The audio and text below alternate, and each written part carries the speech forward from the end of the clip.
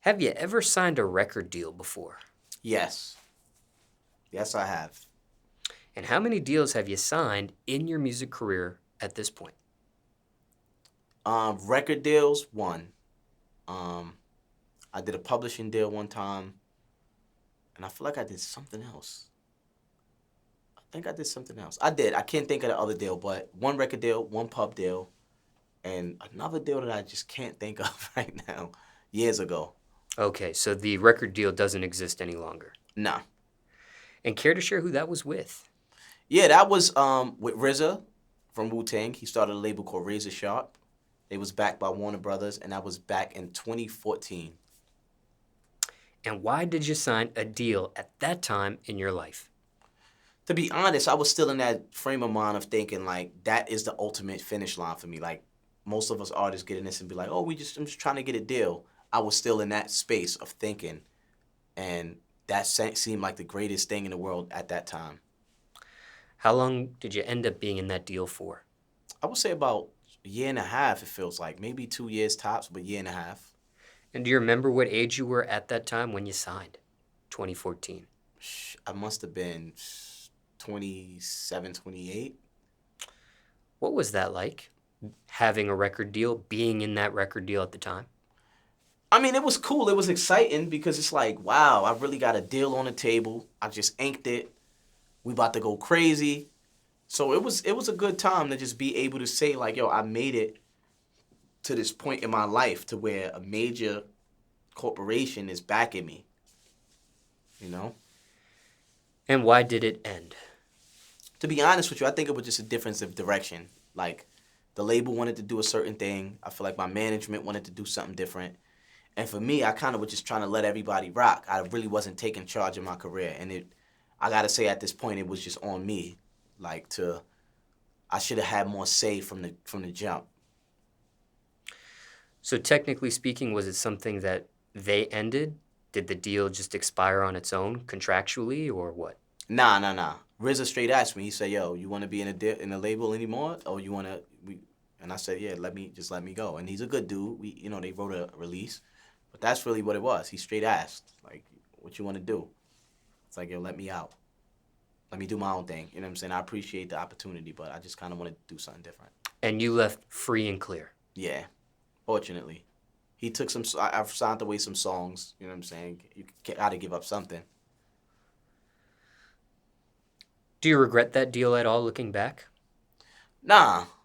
It was a very important part of my life. And if I had that same deal today, I would be able to take that and become a millionaire for that. Just from the way I see things now. I would be able to leverage that today in a completely different way. So it's like any opportunity, if you take opportunity and flip it to more opportunity, everything is something added to the plate that you should be able to add on top of. Did you receive other offers at that time for record deals aside from the RZA scenario? Nah. Actually, yeah, I did, but that was like the one that was major, with Warner next to that was the one. Talking about the RZA one? The RZA one, Okay, yeah. got it. Have you been offered a record deal since the RZA scenario? Yeah, I did. What is your opinion on them at this point in your music career? Record deals, period. Man, I would say it's almost like don't look for a manager until you have something to manage, right? I feel like don't look for a record deal unless you built enough leverage to be able to make it a partnership. Are you opposed to a record deal in the future? I'm not opposed to a partnership. Not opposed to a partnership. Without a deal, are you considered independent at this point? I have my own label, so I am an independent label, and Nathaniel The Great is signed to that label. So, independent label, signed artist. And how long have you been independent, signed to an independent label for at 2 this years. point? What's that like? A lot of responsibility. Got to get your ass up every day and make strides toward the whole entire big picture. And it's about understanding that it's bigger than you, And it's a lot of benefits because it's a lot of hard work, but you reap the benefits directly. You don't have to go through any red tape. It's a very beneficial outcome, but the work is daily. Nobody's going to do anything for you. It's nothing's going to move without you moving it. Any other any other pros or cons Mm-hmm. between being in a record deal versus being an independent artist signed to an independent record label? The majors do have a machine, and that's just what it is. If you can create a partnership and get next to those machines without compromising the integrity of what you're trying to create, messing up your freedom or changing your comfort, go for it. Independent, you actually have to sit here and make personal relationships with the contractors or the promoters or the PR, whoever, like the gatekeepers, and really do business individually with them and maintain relationships with them. It's a process, as opposed to having a major where they have staff that's dealing with that, where or you can just focus on music. Unfortunately, I can never be that guy to where I'm like, hey, handle all of my business. I'm gonna go record. I'm already in this space where I have to be hands-on with the business, so it'll never work for me that way. Ever felt like you were better at the business than the artistry? Yeah, I feel like that all the time. Like maybe instead of signing yourself, you should sign someone else and devote your business tactics to them instead of you personally? Yep, that's the next frontier of where I'm going with this. Like I'm on my last leg as an artist. Been in this game for a long time.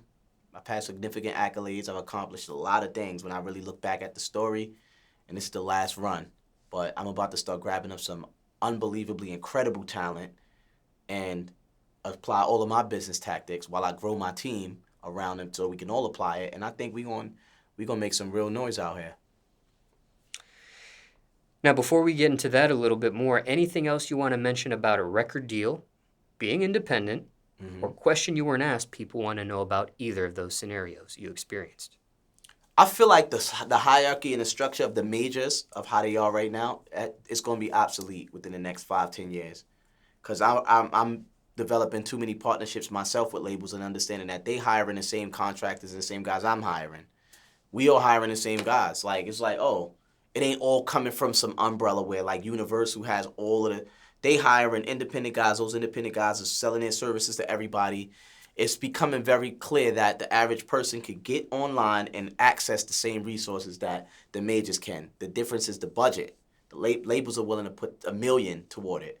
The average guy only got 20,000, and that's why their artists are in front of theirs. It's not about the access. The access is there for everybody. It's the budget. So now, if I do go take out a loan and I do pull, let's say, a $500,000 loan from a bank, and I'm willing to put up $100K on a radio budget, I'm competing with Atlantic, Universal, and all of them. They put in $100K starting, and then to impact the record, $200K, $250. All right, let's say I want to do that. If I know the same radio guys you using, we hit neck to neck.